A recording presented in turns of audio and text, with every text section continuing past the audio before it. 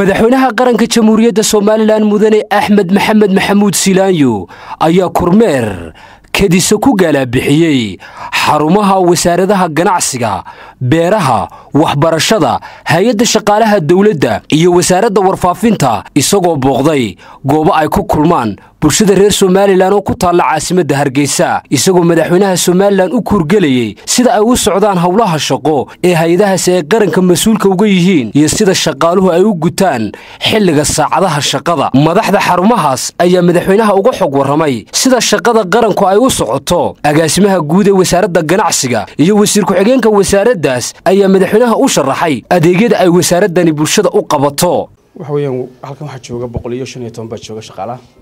ayaa gudaha wasaaradda ka shaqeeya 113 waxa ka shaqeeyaan gobolada marka badankoodu waxa weeyaan kastamada ka shaqeeyaan iyo gobolada inta way ka shaqeeyaan hadda waaxda beedan soo darnay 6 waaxd bay ka koobantay wasaaraddu waaxda maamulka waaxda qorsheynta waaxda ganacsiga iyo waaxda maalgashiga waaxda maamulka iyo waaxda beeyada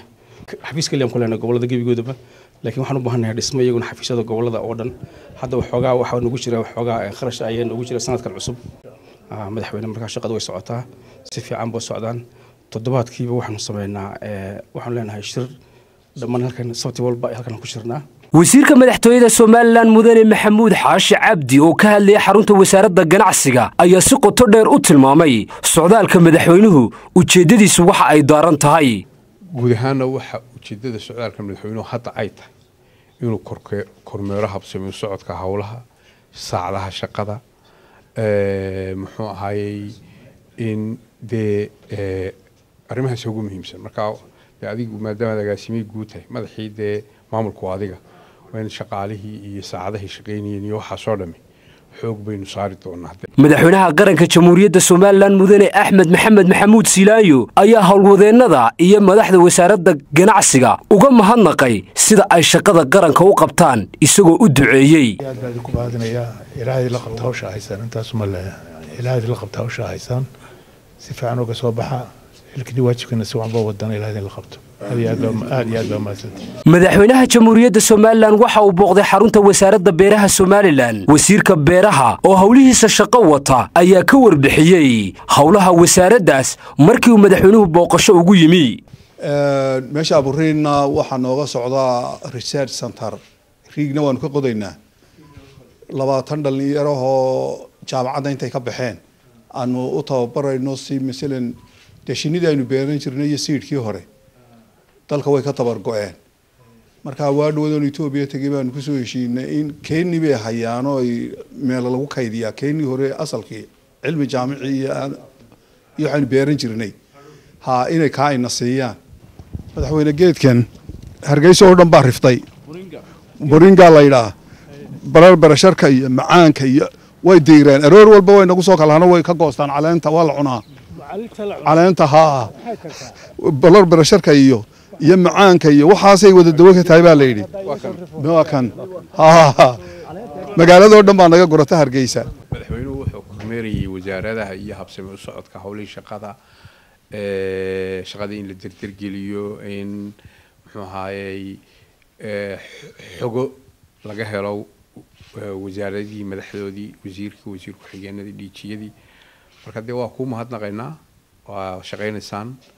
shaqaalina waa noo muuqdaa inuu wada joogo aad iyo aad baan ku mahadinayaa hawl fiican baa haysan ilaahay garabkeena galo shaqo fiicanna waa haysan shaqada wada halka ka sii wada ilaahay garabkeena galo wadiisa duceynaa agaasimaha guud ee wasaaradda waxbarashada iyo agaasimaha tacliinta sare wasaaraddaas ayaa tilmaam ka bixiyay hawlahooda shaqo madaxweyne waa xafiiskii kormeerka guud ninka waxa la yiraahdaa Xasan oo agaasimi kormeerka guud ee wasaaradda waxbarashada iyo tacliinta xafiiskana waa xafiiskii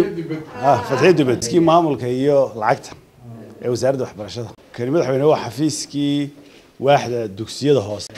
primary schoolska waaxda madaxweyne waa waaxdii dugsiyada sare tacliinta sare waxay ka kooban tahay 5 waaxood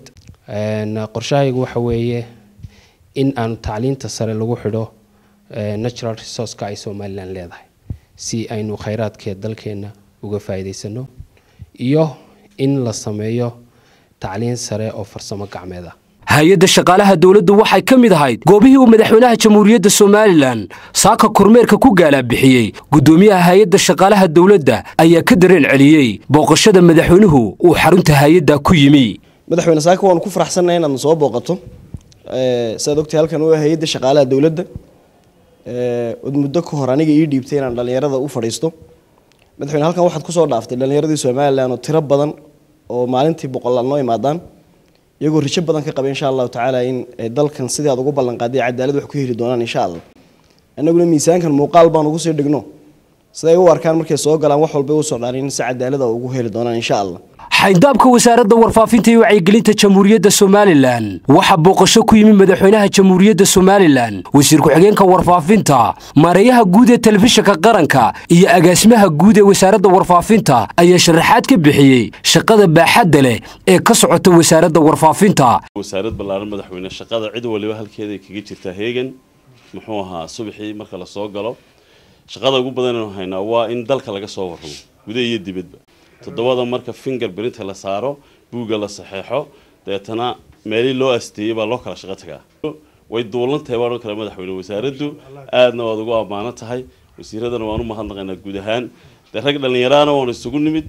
wasiirkana waxaan ku naac Cabdiwaraabad noo tahay xaaji Cabdiwaraabad noo tahay hor kacun marka madaxweyne aamin qalabkan iyo qabowgan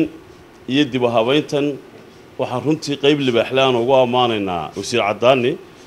bariga hore waxaan ahayn substation eerinkeena wuxuu yaallay Israa'iil marka qalabka halka markaan wax ka gelin haday cilad timaado Israa'iil baan isugu jirnay in laga saaro laga hagaajiyo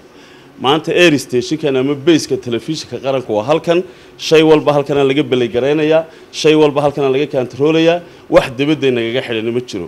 wiigii horena waxaan soo gaadhay kaydkii 9 sanadood telefishinka uu kaydinayay oo Israa'iil oo li jiray dara muxuu wiigii horaanu